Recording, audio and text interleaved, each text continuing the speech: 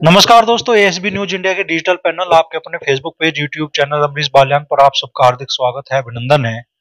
शामली में आज किसानों की बड़ी महापंचायत हुई। किसानों ने अपनी पूरी ताकत दिखाई। हजारों की तादाद में ट्रैक्टर शामली की सड़कों पर आज थे। सड़कें जाम थी। सुबह से लेकर शाम तक महापंचायत चली और क्या निष्कर्ष इस पंचायत का निकला, उसी पर बात करने के लिए हमारे साथ मौजूद है शामली विधायक प्रसन्न चौधरी जी। तो विधायक जी, बड़ी आस लेकर आज किसान इतनी बड़ी तादाद में शामली की सड़कों पर उतरा, फिर भी निराश लौटना पड़ा। नहीं, निराश नहीं हम कह सकते किसान को। सरकार उदासीन है, सरकार का रवैया सोतेला है और सरकार को जवाब देने के लिए किसानों ने रैली की। आदरणीय चौधरी जैन सिंह जी इस पंचायत में पहुंचे और आदरणीय राकेश टिकैत जी पंचायत में पहुंचे।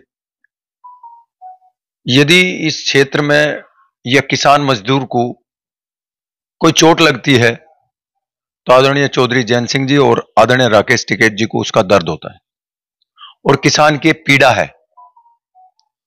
किसान 2 महीने से, बल्कि मैं तो ये कहूंगा कि 3 महीने होने को जा रहे, 78 दिन हो गए और धरने पे बैठा है अपनी मांगों को मनवाने के लिए, बल्कि अपने हक को मांगने के लिए। उसका हक है, गन्ना डाल रखा है। इससे बड़ी दुर्दशा और किसान की क्या होगी। तो आज की पंचायत, ये पंचायत सफल है। हमें संदेश देना था सरकार को बताना था। दूसरा, इस जो गन्ने का नया सत्र चालू हो रहा है अभी, उसका भी भाव घोषित नहीं करा। ये भी इस दुर्भाग्य इस किसान का है, गन्ने का है।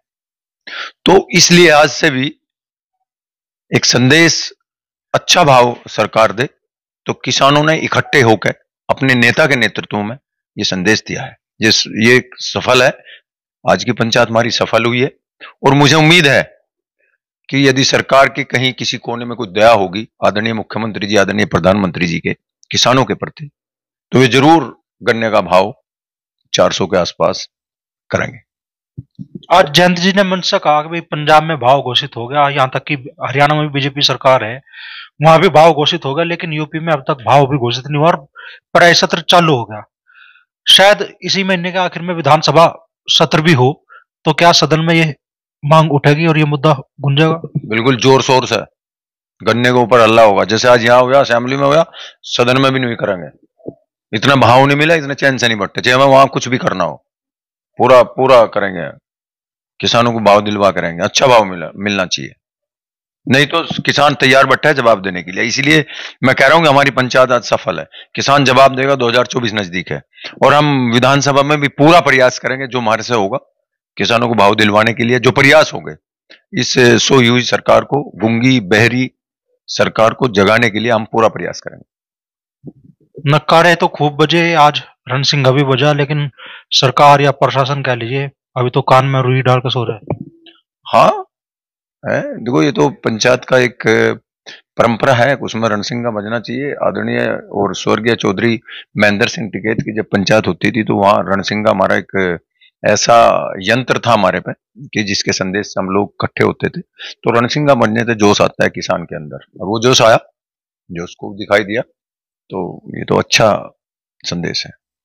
किसानों का जोश कुछ दुगना इसलिए भी था कि भाई किसान राजनीति के परिवार के आज के वारिस जयंत चौधरी और किसान आंदोलन को अपने अंजाम तक पहुंचाने वाले चौधरी राकेश टिकैत आज शायद लंबे अरसे बाद एक मंच पर दिखाई दी। वैसे तो विचारधारा है, दोनों की विचारधारा एक है, मैंने कहा।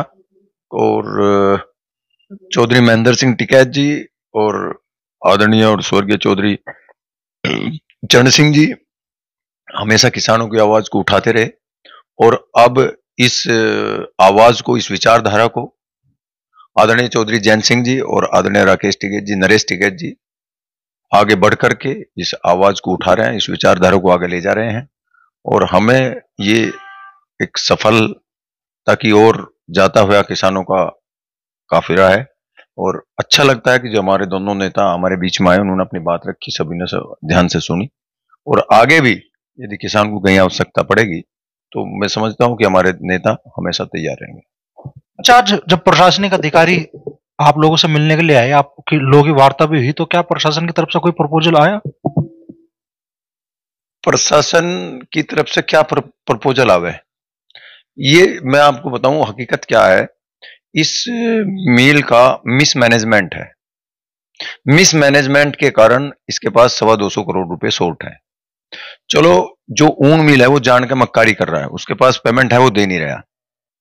दूसरा, जो थाना भवन मिल है, सरकार की जो कमी थी, सरकार के पास 1300 करोड़ रुपए बजाज ग्रुप का ड्यू था, और वो कई साल से ड्यू था।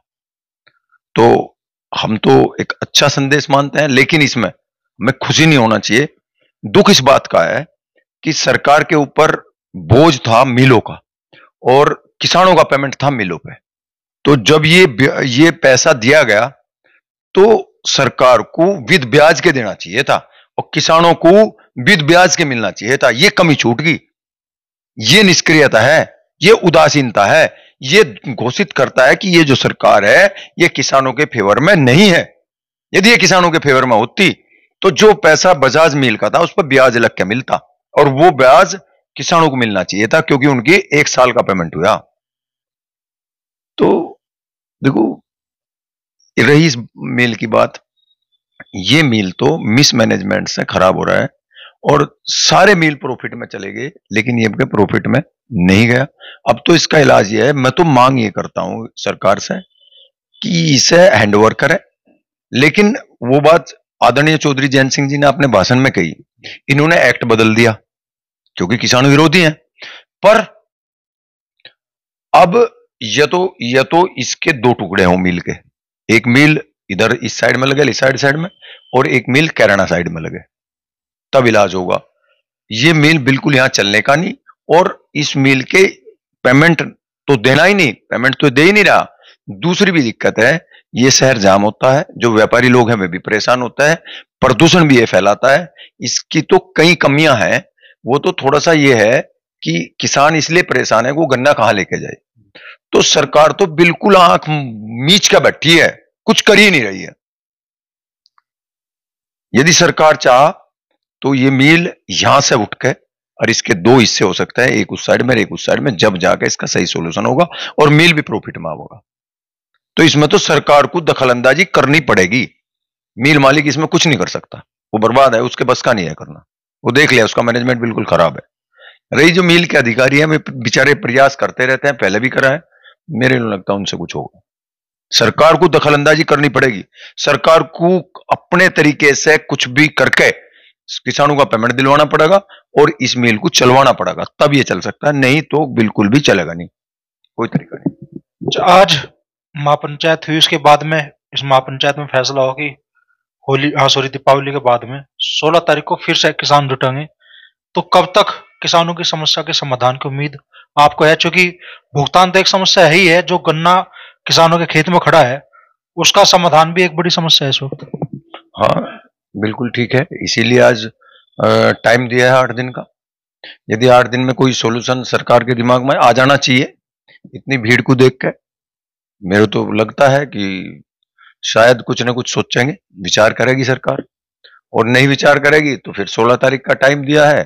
तो मैं आपको एक बात बता रहा हूं अमरीश भाई, ये पश्चिम उत्तर प्रदेश का किसान है, और इसके अंदर आदरणीय चौधरी चरण सिंह जी और आदरणीय चौधरी महेंद्र सिंह टिकैत जी का खून है। ये आंदोलनकारी किसान है, ये हमेशा कभी भी संघर्ष से हटता नहीं। ये मर जाएगा पर अपना पेमेंट लेगा या मील बंद रहेगा, ये हकीकत है।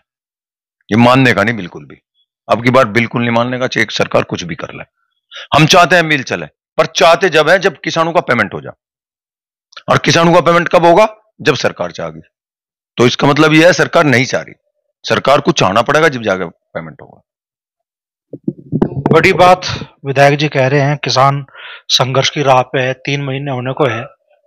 आज बड़ी महापंचायत हुई, लेकिन प्रशासन की तरफ से या सरकार की तरफ से कोई सकारात्मक रुख देखने के लिए नहीं मिला। किसान बड़ी तादाद में आए, और एक स्वर में, ये शायद हम पहली बार देख रहे हैं पश्चिमी उत्तर प्रदेश में, कि किसानों का कहा कि मिल चले ना चले, हम अपना भुगतान चाहिए।